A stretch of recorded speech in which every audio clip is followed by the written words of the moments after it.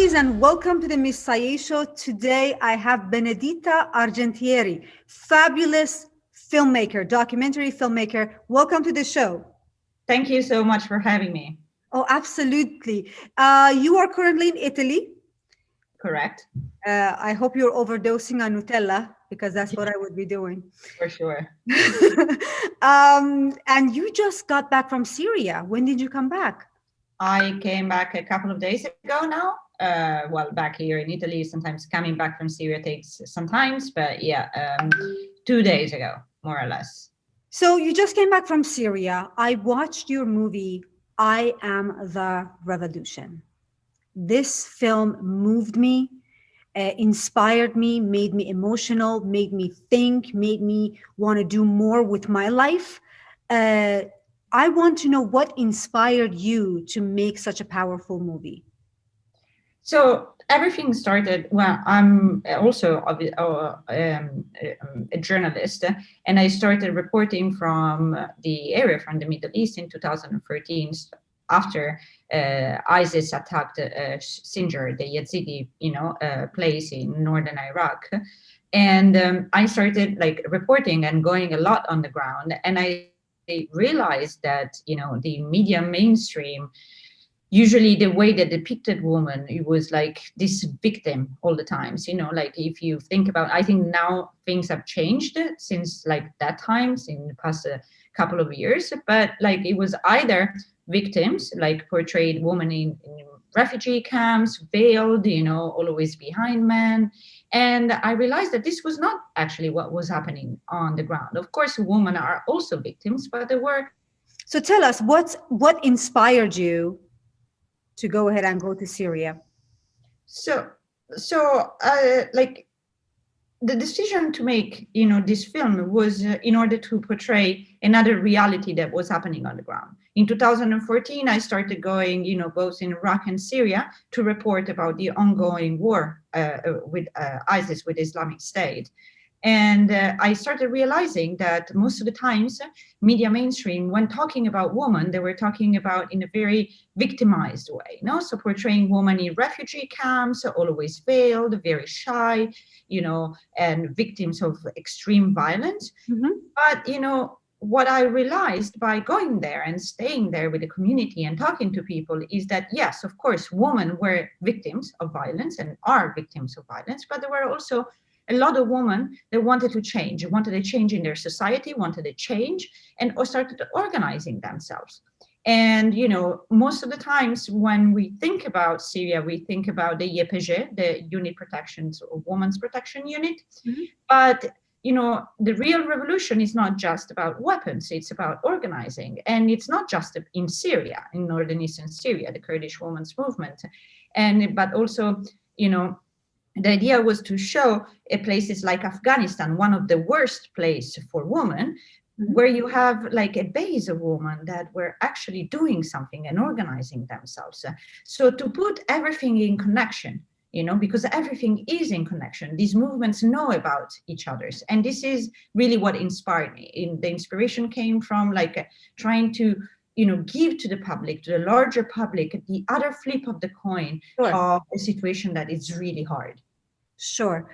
Thank you so much for explaining that. Yes, because it's so black and white when you see something, okay, this is this, therefore this is that. So, but there are lots of other things, underneath that if you look closely and if you're on the ground, you can see those things that you brought it to the screen for us to see. So you had three strong, beautiful women. One was in Afghanistan, one in Iraq, organizing in different ways, and then there were the women of Kobani, the Kurdish side, the northern Iraq. But they all had one mission in common, and that was equal rights and equality. But each one of them were going about it differently. Like Yella in Afghanistan, she was going about educating everyone, educating women, risking her life for doing that. And then we had the lady in Iraq who was organizing the shelters for women. And then we had the girls that they were in the front line with the weapon fighting. And you're saying that all these three things are connected in some way to help the purpose, but they're doing it differently. And each group was, in a way, they were risking their lives and well-being. Do you have anything to add to that? Yes, for sure. And I think it's very important when we talk about northern eastern Syria and the Kurdish women's movement, is that, each time the YPG was going into a new village, okay, and getting back from ISIS, yes, of course, they were going with weapons, but what was happening is that the whole political movement behind them then would come in and start, electing a co-mayor kind of structure. So a man and a woman, and this is true for like all the places. Of course, in the film, you sometimes have to make choices. And the idea was, to show the movement as one, as a core of ones, but a lot of the aspects, they influence one another, and they are connected with one another. They know about one another, and they talk with one another. And I think that this is really what is the strength of this, women's movement. Beautiful. So you're saying these three different stories that you cover, these people are in touch with each other? They're talking? Yes. That's incredible. See, that's something that I didn't even know. I thought they are just they have similar mission, but they're different part. But you're saying they're in dialogue with each other and helping one another, which is amazing. When you say YPG, I love the way you say it. The YPJ, the way American would say it, it's a Women Protective Unit. It's all women, civilians who became fighters frontline, and they defeated ISIS and they took Kobani back. It's very much inspiring. These young girls and young women that just came together, and now they are this huge. How many members does the YPJ have right now? Do you know? Yeah, there are about 40,000 women now. Wow. Yes, and they started in 2012 in 4. So of course, the YPG or the YPJ, it's not born by nothing, in a sense that there is like a Kurdish women's movement that started like almost now more than 40 years ago, theorizing and understanding, what is the position of women. And of course, with the Syria civil war starting, they decided to organize themselves and protect themselves, because, these units are mainly self-defense. They are taught and, and they operate just in self-defense and not really in an offensive way. Yes, this woman, the woman that I followed in the I Am the Revolution, who is, her name is Rojda Felat, she was the commander of Raqqa, of the Raqqa operation. So, she defeated ISIS in their own so-called capital, no? Because Raqqa was elected capital of the Islamic State. And I think it was very powerful that the leading commander of that operation was a woman. It was a huge, strong message for the world. It is amazing. And the way I learned about Rojda is that she, her background, or when she was in high school, or she was, I guess she couldn't continue her studies, but when she was younger, she was more reserved and shy and more of a, kind of telling her friend Azima, I think that's her name, to protect her because she was the shy one. And now she's the commander of this group. I think it's incredible. And she's young. She's like in her 30s and leading all these women. And I just love her story. And she's a real person. Like, it's not just a fictional character.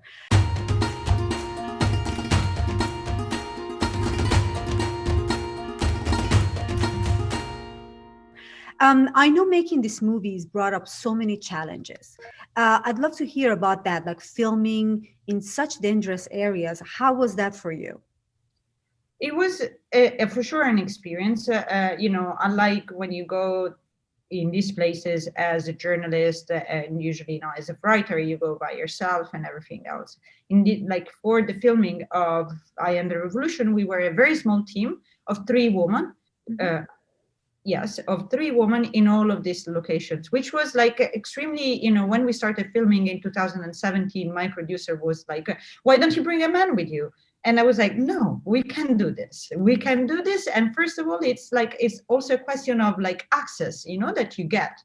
because of course we would never be able to go in one of the underground shelters in Baghdad, for instance, with a man. That wouldn't be allowed. Or even the relationship that you create with like the YPJ, the YPJ, would have been completely different. But it was a wonderful experience for me, because it was the first time really that I worked in a team of a whole woman, just woman. And also the editor is a woman, the main producer is a woman. So this film was really taught by woman for woman, like, and then in order to then reach a larger audience. I think that one of the most complicated place was Afghanistan, because Afghanistan is extremely complicated place security wise, and the life that Selai Ghaffar, the protagonist of the Afghan part, is really, really, I would say, dangerous in general, because she appears in television without the veil, challenging the men, challenging the tribes. So she's often like, she's constantly under threat. She could really literally, she has several attempts on her life. So we had to, because of the style that I decided, to shoot this documentary, is to try to intervene as less as possible and follow the woman in their daily life, in their daily task, whenever it's possible. No, sometimes Rojda was not possible because, as a military commander does stuff that cannot go on TV, but, as much as possible to live their lives. And I have to say that in Afghanistan was hard. Sometimes we had to put burqas on, when we were traveling in dangerous areas, and change the cars, and get out from the house at 4 o'clock in the morning, not to be seen, all of these kind of things. But at least they gave us the taste of what does it mean to struggle in a place like that. And I think that this was very important. That is amazing. I'm glad that you had a whole team of women. Regardless, it just serves the whole theme of your work and your film. Let's talk about I Am the Revolution, the movie, one of my favorite movie, 2021 for sure. I'm late to it. I know the movie was released before. Where can the audience watch your film right now? So for North America, the film is distributed by Woman Made Movies. So it's a distributor, and it's still going on festivals and around the world. I was actually a little overwhelmed by the very warm reception that this film had, because it's we've been contacted by literally all over the world. So it was very, very nice. So as in for now, it can be requested through Woman Make Movies and in both educational or screenings, but it's not online yet. Not in streaming places. You know what? I actually was able to watch it, but I paid for it and I watched it on Vimeo. Yes, that could there also be, but it has to go through Woman Made Movies. Unfortunately, yes. I cannot give yes. it. Yes. So basically, it is their channel, but the way I was able to watch, because I want people to watch it. It's so inspiring. You can search for the name of the movie, and it goes to the Woman Make Movies, and then you pay for it and you watch it, and it's just an incredible film. I think all women, all little girls, young girls, they should watch something like this, because then you see what is really important. What are you really stressing about day-to-day life? What are you like? Are you upset because your text messages is not going through? Think again. There are other things that the people are struggling with daily and risking their lives for. It's inspirational.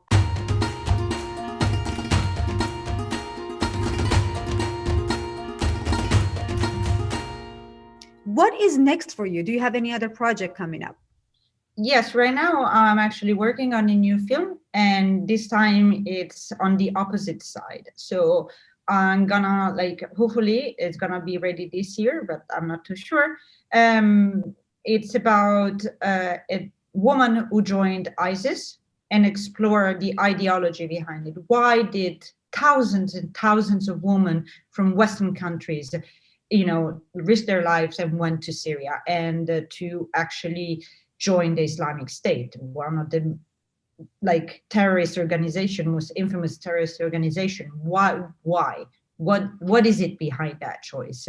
Why did people, felt that, democracy wasn't working anymore for them? And what were the challenges? And, again, because it's again something, a trait that I've started to have in my work, to challenge the mainstream narrative, because most of the times when I was there, when the last bit of ISIS, the last pocket of territory in Syria fell in Baghuz in 2019, and I could see how the narrative again was extremely toxic, I think, towards women, because most of the times they were like, media describing this woman, they just joined because their husband joined. But this is actually untrue. A lot of these women are very radical. They're very committed to the cause, to the Islamic cause, and they went there because they wanted to live under Sharia. So the idea of this new film is why, like try to like answer to this simple question that in this case is not so simple, because if so, like we are talking about literally thousands of women, also men, but women. Like overall, the estimate is 100,000 people actually joined the Islamic State from outside Iraq, Syria. Why? And if we are not understanding the context that they're coming from, and most of the times these women are well educated, and and of course there are always victims. I also made a graphic novel about a woman who was victim, like she was tricked into the Islamic State, but the reality is that the majority of women chose to go there. So and they are coming back. They're coming back to their houses. They're in Europe, in the US. We've seen these cases, but we should know who these people are and why. In order to understand them. And I think understanding is always the keys in order to read the contemporary world.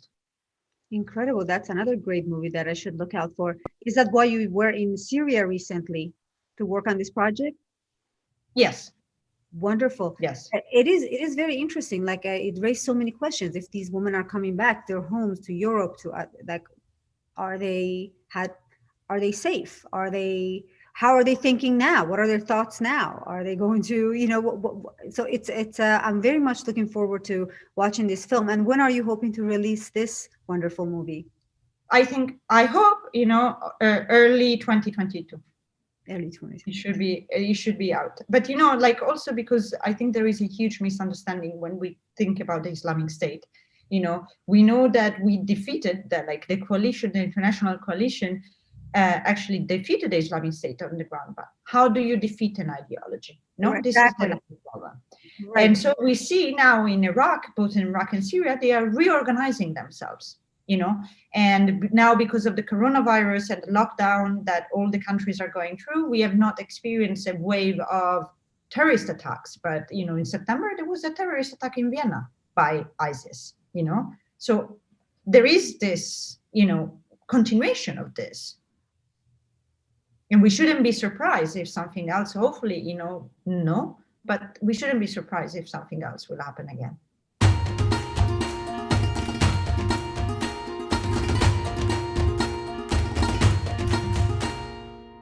You as a journalist, as a brave woman who goes to get the stories, to give us different dimension of what is actually happening, how are you concerned about your safety? Does this cross your mind? How do you make peace with that to move forward? Yes, like, of course, safety, security, fear, is something that we experience, like there is always an element of it. But this is the work that I chose. And sometimes fear is a very great ally, because whenever you are traveling in those places, you should always feel, what your guts is telling you, what do you like. And fear is something that you should never be overwhelmed by fear, but you should always listen to it and never push too much your limit. So I think that maybe the hardest part is for my family, that I'm not too sure they accepted, but now it's been several years that I've been doing this work. And of course, each time you travel, you put into account that something could happen, but you make peace with it. Otherwise, you don't do it. I hear. Well, I am grateful for you, for your willingness to go out there and bring us true stories that we can watch it in the comfort of in our home while you have been risking and going to these territories to get the raw footage, these raw images, these raw stories to uncover another part of this story that is true. So I'm so grateful for you, and I'm so grateful that you came on the show. And we talked about it. I love your Kurdish scarf. Tell us a little bit about that. What's the story behind your scarf? So this scarf in particular is like the traditional Kurdish scarf that most of the fighters, but all the women actually use in northern eastern Syria. So, this particular one was given to me by one of the fighter when I was staying with them. And so this is why I always wear it, to honor, her memories and everyday sacrifices. So, I'm really, really fond of this scarf, and I also find them very pretty because I love flowery stuff. So the two things together is kind of perfect. But it's really it became the symbol of the woman's struggle. Beautiful. Well, thank you for sharing. I know there was a story behind that. It's a beautiful story, and I'm sure you cherish that. I'm grateful for you to coming on the show and sharing with us. Please go ahead and watch Benedetta's movie, I Am the Revolution, one of the most powerful documentaries I have seen. And I'm looking forward for your other work that is coming up. Thank you so much for being on the show. Thank you so much for having me. Thank you.